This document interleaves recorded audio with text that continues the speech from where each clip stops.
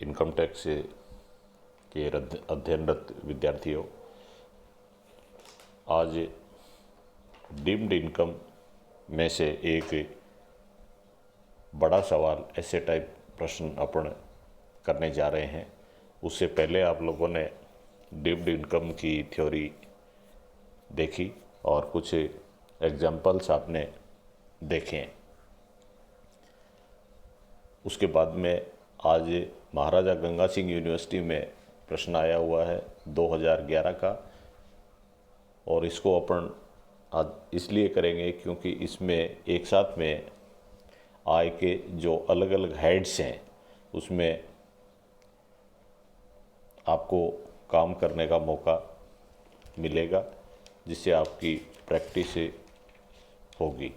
इसमें income from house property भी दिया हुआ है जो अपने को गणना करनी है, और इसी तरह से इनकम फ्रॉम बिजनेस का है, इनकम फ्रॉम कैपिटल गेन का है और इनकम फ्रॉम अदर सोर्सेज का है। तो ये 4 आय के हेड इसमें शामिल हो जाएंगे।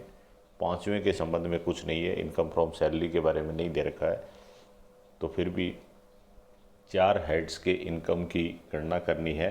और इस प्रश्न में पटेल चौधरी वाला क्वेश्चन नंबर 5 है, जिसमें आपको ये दिया हुआ है कि उसकी 20-21 के लिए सकल कुल आय की गणना अपने को करनी है।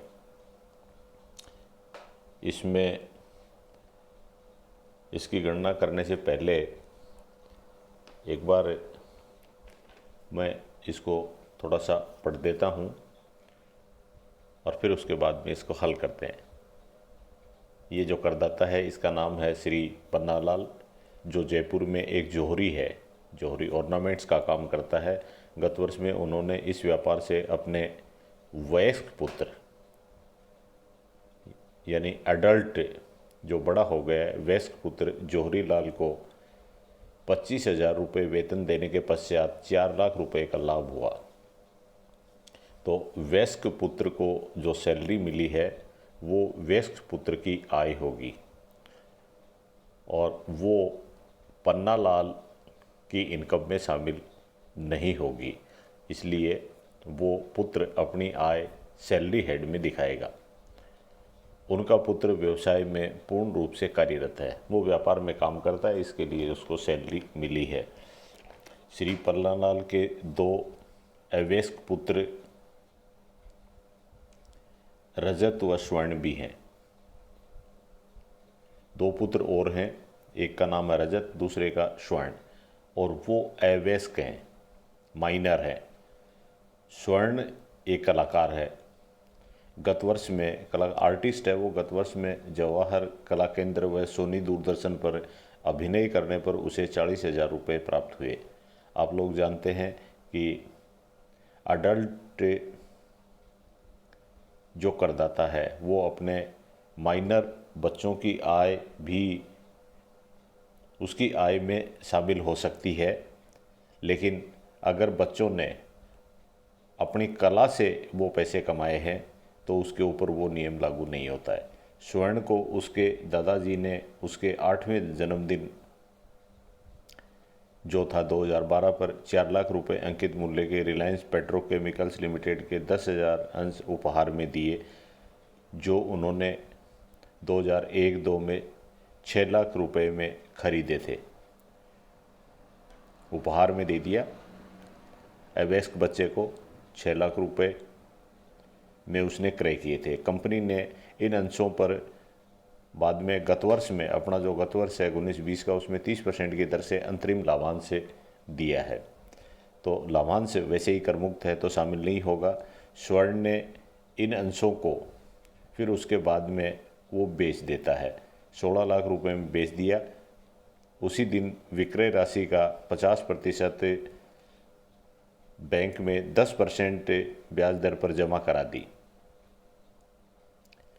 वर्ष 1-2 व 19-20 का लागत वर्धी सूचकांक आप लोगों को दे रखा है, वो 100 और 289 है क्वेश्चन नंबर 5 में पटेल चौधरी वाली बुक में। फिर पन्नालाल ने अपने अवयस्क पुत्र, जो उसका अवयस्क पुत्र था,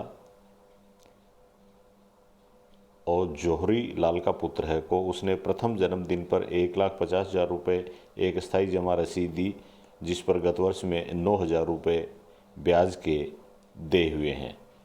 पन्नालाल एक हिंदू अविभाज्य परिवार का करता है। 1/8/19 को उन्होंने अपना एक 28 लाख रुपए लागत मूल्य का मकान परिवार की संपत्तियों में मिला दिया। ये मकान 5,000 रुपये वार्षिक किराए पर दिया हुआ है। इस मकान के नगरपालिका कर 9,000 रुपये वार्षिक हैं, जो गत वर्ष में चुकाए नहीं गए। पन्नालाल को 1/6/2019 को श्री महावीर जी से 10% केंद्रीय सरकार ऋण पत्र 3 लाख रुपए के अंकित मूल्य के प्राप्त हुए, जो महावीर जी की इच्छा अनुसार खंडनीय है। इच्छा अनुसार अगर खंडनीय होता है तो वो जिसकी संपत्ति है उसी की आय में शामिल होता है। इन ऋण पत्रों पर प्रतिवर्ष 31 मई व 30 नवंबर को ब्याज देय होता है। रजत को उसके 16वें जन्म दिवस पर उसके पिता के 2 व्यावसायिक संबंधियों ने क्रमशः 30,000 व 35,000 रुपये नगद उपहार दिया। श्री पन्नालाल की कर निर्धारण वर्ष के लिए सकल कुल आय की गणना करनी है। ये इस तरह से ये प्रश्न दिया हुआ है, आप इसको अपनी पुस्तक में देख लें और फिर उसके बाद में अपन इसको हल करते हैं। सबसे पहले आप हेडिंग डालेंगे computation of gross income of Pannalal for the assessment year. Assessment year इसका है 2021 के लिए। करने की शुरुआत करने के लिए आय का सबसे पहले शीर्षक होता है इनकम फ्रॉम सैलरी, जिसमें कुछ भी नहीं है। तो अपन आगे चलते हैं, अपन शुरुआत करते हैं इनकम फ्रॉम हाउस प्रॉपर्टी से।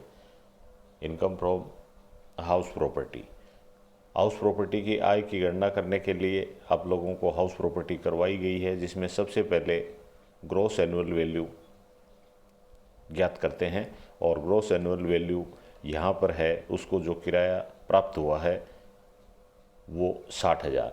तो अपन ने लिख दिया GAV, ग्रॉस एनुअल वैल्यू 60,000। और इसमें से नगर पालिका कर घटा देते हैं, लेस म्यूनिसिपल टैक्सेज अगर वो चुकाए गए हैं तो घटा देते हैं, और घटाने के बाद में आता है एनुअल वैल्यू। लेकिन यहाँ पर म्यूनिसिपल टैक्सेज अभी चुकाए नहीं गए हैं, इसलिए नहीं घटाए, तो एनुअल वैल्यू आ गया 60,000। इसमें से घटाते हैं वैधानिक छूट देते हैं अपन 30%, तो आप घटा दो less statutory deduction at the rate of 30% of annual value. Annual value जो 60,000 आया है उसकी 30% घटानी है अपने को, तो 18,000 घटा दिए। 18,000 के बाद में लास्ट के कॉलम में बची हुई राशि ले जाएंगे 42,000 रुपये। ये हो गया income from house property. House property के बाद में income from business and profession, उसको व्यापार से आय होती है। Profit from jewellery business, jewellery business से उसकी आय है 4 लाख, जो लास्ट के कॉलम में ले गए। 2 हेड्स का काम हो गया, इनकम फ्रॉम हाउस प्रॉपर्टी हो गई, इनकम फ्रॉम बिजनेस और प्रोफेशन हो गया। और उसके बाद में फिर income from capital gain. Income from capital gain में long term capital gain on sale of shares को बेचा, और ये लॉन्ग टर्म कैपिटल गेन के अंतर्गत आ रहा है। तो सबसे पहले दिखाएंगे इसका विक्रय मूल्य, सेल्स कंसिडरेशन 16 लाख रुपए, और 16 लाख में से उसकी इंडेक्स कॉस्ट ऑफ एक्विजिशन घटा देंगे। इंडेक्स कॉस्ट ऑफ एक्विजिशन है उसकी, उसके लिए वो उसकी लागत ही आपको प्रश्न में दिया हुआ है, जो उन्होंने 2001-2 में 6 लाख रुपए में खरीदे थे। तो 6 लाख को आप गुणा करेंगे कॉस्ट ऑफ इंडेक्स एक्विजिशन ज्ञात करने के लिए, 6 लाख इंटू 289/100, और इस तरह से इसकी इंडेक्स कॉस्ट आती है 17,34,000। 17,34,000 इंडेक्स कॉस्ट आती है और बेचे गए हैं 16 लाख में। तो लॉन्ग टर्म कैपिटल लॉस हो गए 1,34,000 का। 1,34,000 का लॉन्ग टर्म कैपिटल लॉस है जो आगे ले जाएगा, जिसके लिए आप लिख देंगे long term capital loss carried forward. वो आगे के सालों में वसूल किया जाएगा लॉन्ग टर्म कैपिटल लॉस। जब भी आगे के सालों में लॉन्ग टर्म में इनको प्रॉफिट होगा उसमें से वसूल वो होगा, यहाँ वसूल नहीं किया जाएगा। लॉन्ग टर्म लॉस को लॉन्ग टर्म प्रॉफिट में से ही सेट ऑफ करेंगे। और उसके बाद में फिर आता है income from other sources. Income from other sources में एक आती है डिविडेंड इनकम, लेकिन डिविडेंड की राशि कर मुक्त होती है, तो इसलिए अपन ने नीचे दिखा दिया डिविडेंड और ब्रैकेट में आप दिखा दें इसके लिए एग्जेम्प्ट, तो ये कर मुक्त है डिविडेंड तब। एक फिर उसके बाद में राजस्थान बैंक से इसको इंटरेस्ट मिलता है 8 लाख रुपए की राशि, जो विक्रय राशि थी 16 लाख, उसमें से आधी राशि जमा करा दी गई 8 लाख। तो 8 लाख के ऊपर फिर ब्याज मिला 10% की दर से, 8 लाख इंटू 10%। और ये आपको ब्याज निकालना है 3.5 महीने का, क्योंकि 15/12/19 को इनको बेचा गया, 15 दिसंबर 19 को बेचा गया। 15/12/19 के बाद में 31 मार्च तक 3.5 महीने होते हैं, तो 3.5 महीने का ब्याज आप निकालेंगे। 8 लाख को 10% से गुणा कर दो और इस तरह से ये राशि आई 12 महीने की, तो 12 महीने की इतनी है, तो 3.5 महीने की कितनी है। इस तरह से 3.5 मंथ का ब्याज गणना करी अपन ने, जो आता है 23,333। और फिर उसमें से एग्जेम्पशन देते हैं अपन, अवयस्क बच्चे की आय जो शामिल करी है उसके संबंध में कर मुक्ति मिलती है 1,500 रुपये की। तो लेस एग्जेम्पशन अंडर सेक्शन 1032 के अंतर्गत इसको छूट दे दी अपन ने 1,500 रुपये की। और ये 23,333 में से 1,500 रुपये घटा दो तो ये राशि आती है 21,833। इनकम फ्रॉम अदर सोर्सेज चल रहा है। और उसके बाद में गिफ्ट की राशि और शामिल करनी है अपने को। जो गिफ्ट मिली है रजत को 30,000 और 35,000 दोनों जोड़ते हैं तो ये राशि 50,000 से अधिक हो जाती है। और गिफ्ट की राशि अगर 50,000 से अधिक होती है तो उसको आय में शामिल करते हैं। तो आप लिखेंगे gift to Rajat from business friends of a father, 65,000 रुपये का गिफ्ट मिला, उसको अंदर के कॉलम में दिखाएंगे और उसमें से आप घटा देंगे 1,500 रुपये। अवयस्क बच्चे की जो भी इनकम शामिल कर रहे हैं उसमें से हर एक आय में से 1,500 रुपये की छूट देनी होती है। तो 65,000 में से 1,500 की ये छूट दे दो, 63,500। इस तरह से ये राशि हो जाती है ग्रॉस टोटल इनकम 5,27,333। उसके बाद में अब आपको कुछ वर्किंग नोट्स देने होते हैं। तो वर्किंग नोट जो भी बनते हैं वो आप देंगे। जैसे इस प्रश्न में वर्किंग नोट दिए गए हैं, salary paid to major son for working in business is an allowable expenditure. तो ये तो अगर पुत्र और जो अडल्ट है वो व्यापार में काम करता है तो उसको सैलरी दी जा सकती है और उसका अलग से वो पुत्र की इनकम में शामिल होगी। दूसरा पॉइंट वर्किंग नोट्स का है, income from house property transfer to HUF। HUF को अगर हाउस प्रॉपर्टी 31/12/69 के बाद में ट्रांसफ़र करी है तो वो टैक्सेबल होती है, taxable in the hands of transferor under section 64(2)। HUF को संपत्ति ट्रांसफ़र करी है तो भी वो ट्रांसफ़र करने वाले की आय में शामिल होगी। ये दूसरा वर्किंग नोट दे दिया। और तीसरा है minor child's income excluding the income earned by him with his own efforts. अगर खुद की कला से उसने या खुद के प्रयास से इनकम कमाई है उसको शामिल नहीं करेंगे, बाकी करते हैं। तो minor child's income is included in income of either of parents.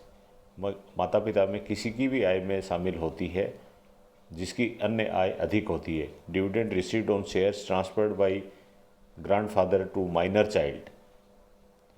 Minor child को जो शेयर्स ट्रांसफ़र किए गए वो डिविडेंड इंक्लूड होगा पन्नालाल की आय में, बट डिविडेंड इज एग्जेम्प्टेड, लेकिन ये कर मुक्त है तो इसलिए ये अमाउंट के कॉलम में नहीं आएगा। सिमिलरली कैपिटल गेन और loss is also included in the income of mister Pannalal. इसी तरह से पन्नालाल की आय में उसका प्रॉफिट और लॉस शामिल होगा। Long term capital loss shall be carried forward bye Pannalal. Pannalal के द्वारा लॉन्ग टर्म लॉस है वो आगे के सालों में कैरी फॉरवर्ड किया जाएगा। Interest received from bank on deposit of sale proceeds of shares. Shares को बेचने से जो इंटरेस्ट मिला है वो shall also be included in the income of, वो भी पन्नालाल की आय में ही शामिल होगा। ये तीसरा वर्किंग नोट। चौथा वर्किंग नोट है income from fixed deposits transferred by mister Pannalal to his grandson will be included in the income of father,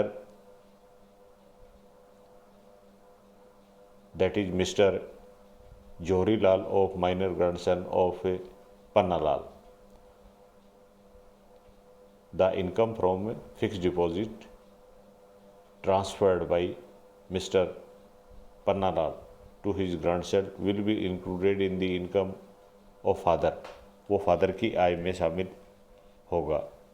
और फिर इसी तरह से अगला वर्किंग नोट देंगे, income by way of interest on central government loan will be included in income of Shri Mahavir ji the transferor as it is revocable transfer of assets. अगर खंडनीय हस्तांतरण करता है कोई भी व्यक्ति तो खंडनीय हस्तांतरण के अंतर्गत उस संपत्ति की आय हस्तांतरणकर्ता की आय ही मानी जाएगी। और the entire amount of gift is taxable as it exceeds ₹50,000। 50,000 से अधिक है इसलिए गिफ्ट की सारी राशि कर योग्य है। और फिर एक वर्किंग नोट दे दिया, the cost inflation index CII of that year is applied in which the previous owner acquired the asset. कि पिछले ओनर ने वो संपत्ति कब एक्वायर्ड की थी वो वाला CII लागू होगा। तो इस तरह से आप लोग इसके वर्किंग नोट भी दे देंगे। इस तरह ये प्रश्न आपका कंप्लीट होता है और इनको आप एक बार दोबारा से देख लेना और व्हाट्सएप ग्रुप के ऊपर मैं इसका सॉल्यूशन भी भेज रहा हूँ। Thank you.